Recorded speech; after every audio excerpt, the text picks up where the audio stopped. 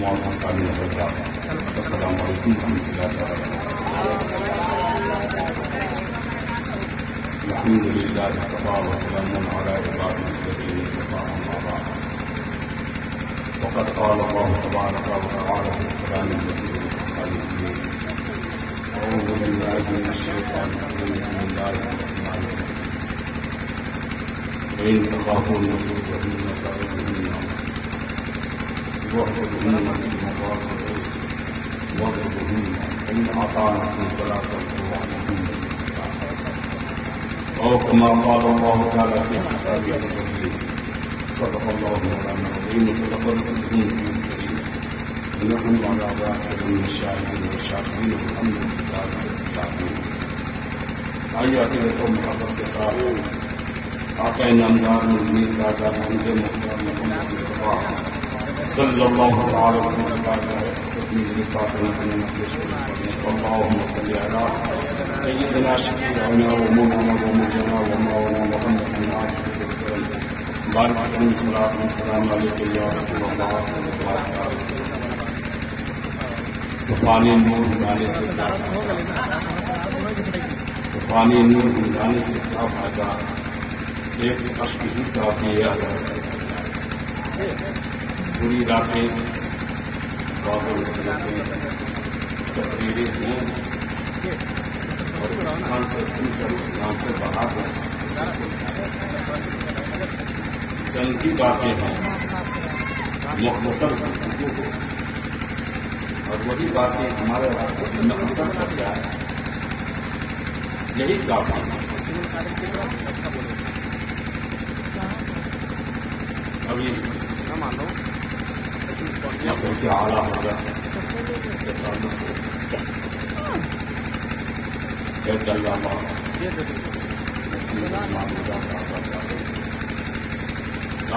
برکات والعالیہ نے کتنے اچھے اعلان کیے اور آپ نے سنتا کیا، بہت اچھی بات انہوں نے بیان فرمائی۔ ضروری مسائل میں اختلاف ہونا الگ ہے، میں اختلاف ہو جانے سے کوئی اس مسئلہ سے ہٹ جائے ایسا نہیں۔ بہرحال بہت نرالے انداز میں انہوں نے ہمیں اور آپ کو سمجھایا۔ جو لوگ یہاں موجود ہیں وہ بھی دھیان سے سنے ہیں اور جو نہ موجود ہیں وہ بھی سن رہے ہیں، ان کو بھی یہ بات یاد رکھنی چاہیے۔ عقیدت الگ چیز ہے اور ایک ہے ماننا، ایک ہے نہ ماننا۔ کوئی ہر قدمی پہ اتر گیا اس کی بات الگ ہے۔ کچھ لوگ ہیں جو بالکل ضد کے اڑے ہوئے رہتے ہیں۔ رب تبارک تعالیٰ ہمارے آپ کے دلوں سے اس ضد کو ہٹانا، اس لیے علماء کرام ہمیشہ دعا کرتے رہتے ہیں، اے اللہ نفاق، اختلاف، انتشار سے ہمارے دلوں کو پاک صاف اور یہی دعا ہونی چاہیے۔ آج قوم مسلم برباد کیوں ہو گئی؟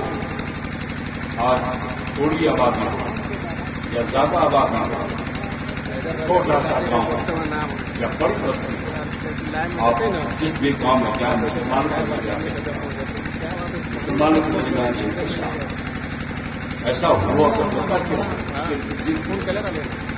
اپنی آنا کے لیے ہم آئے ہیں، کچھ لوگ تو وہ ہیں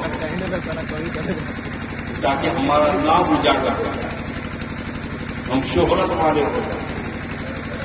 اس لیے کچھ لوگ بڑے بڑے لوگوں کو پیچھے پڑ جاتے ہیں، حالانکہ ان کے قدم نہیں ہوتے، ان کے سامنے لفظائی نہیں کر سکتے، لیکن پیٹ پیچھے ہم ہیں۔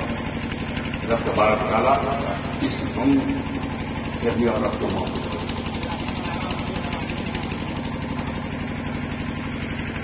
فرعون نے بھی اپنے آپ کو انا ربکم الاعلیٰ کہا، وہ کافی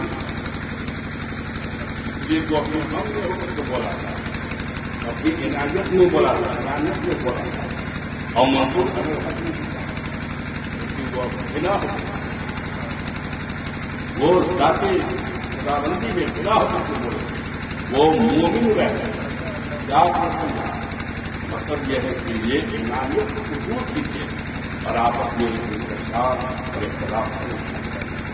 دونوں شادی کے بعد لوگ بہت سارے لوگ آتی ہیں، میاں بیوی میں تکرار ہو جاتا ہے، جھگڑا ہوتا ہے،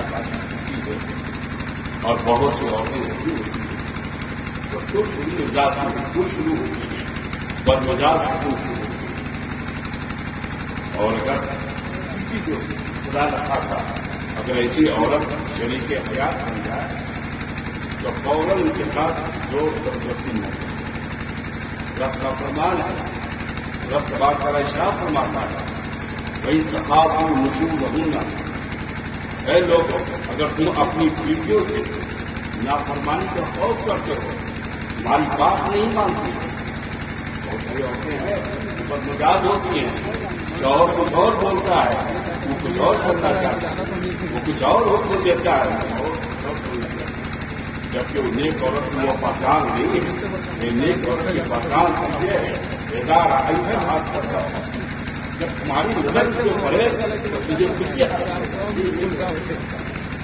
فیضا امر کہا اطاعت کا، جب تم اسے کسی بات پر حکم دو میری امر آئی اپنے شوہر کے بدلے میں گھس جائے۔ فیضا امر کہا اطاعت کا، جب تم حکم دو تمہاری بات میں ڈال کے تمہارے حکم کو نہ ڈالے۔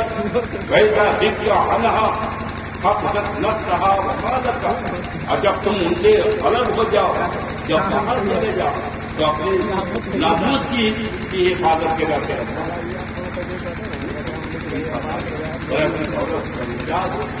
ماں نے شوہر کا مقام بہت بلند ہے، شوہر کا رتبہ بہت بلند ہے، اس لیے کہ وہ کتنے احتیاط کا سامنا ہوتا ہے۔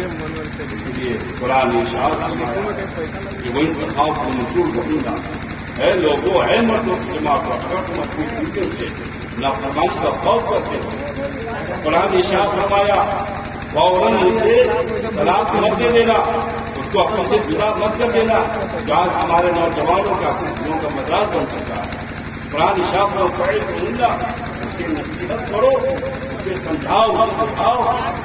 تم نے اسے نصیحت کیا، تمہاری نصیحت کو قبول نہیں کی، تمہاری نصیحت کے عمل نہیں کی، تو رب تبارک ارشاد فرماتا ہے وَاهْجُرْهُنَّ فِي الْمَضَاجِعِ، ایک کمرے میں رہو، لیکن شوہر کا بستر الگ ہو، بیوی کا بستر الگ ہو، کوئی دقت وفادار بیوی اپنے شوہر کے بستر سے الگ آنا نہیں کر سکتی۔ یہ بہت بڑا امتحان ہے، لیکن رب کا ارشاد فرماتا ہے ابھی بھی اس کے لیے کوئی راستہ تلاش کرنے کی ضرورت نہیں ہے۔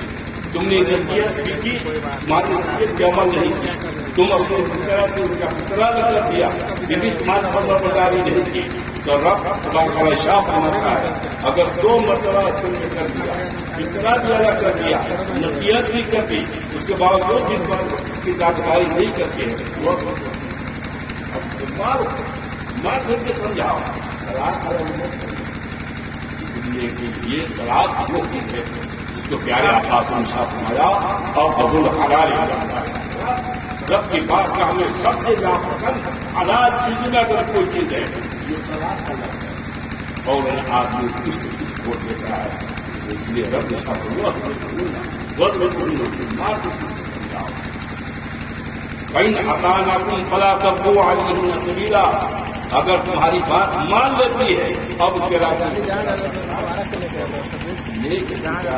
ہماری ماں بہت بڑی نصیحت ہے، اور مردوں کی بھی نصیحت ہے کہ فوراً جذبات کو مت آ جانا، فوراً تم نے کیا ہے کہ تم آپے سے باہر نہیں ہو جانا، اسی لیے کہ تم جو اپنے دل میں سوچتے ہو سکتا ہے تمہارے لیے اچھا نہ ہو۔ اور اب ارشاد فرماتا ہے وہی مطلب جس کو تم اچھا نہیں سمجھتے ہو تمہارے لیے بہتر ہو، وہی نہیں وہی کچھ ضرورت جس کو تم بہتر سمجھتے ہو تمہارے لیے وہی خراب ہوگا۔ اس لیے کہتے ہیں کیا ہے مردوں کو بھی نصیحت ہے اور عورتوں کو بھی نصیحت ہے۔ بہتر تقریر ہے علامہ مفتی عثمان رضا صاحب کی تقریر ہو گئی ہے، اور انشاءاللہ ہم تو اسے ہمیشہ ہی رکھیں گے. انشاءاللہ مجھے وقت بھی لگا میں بھی اور بیان کروں گا تاکہ رات ہو چکی ہے. آج استغفار پڑھ لیجیے. استغفر اللہ رب من ذنوب صرف استغفار پڑھ لیجیے. لا الہ الا اللہ محمد رسول اللہ. کرے صلاۃ و سلام پڑھ لیں.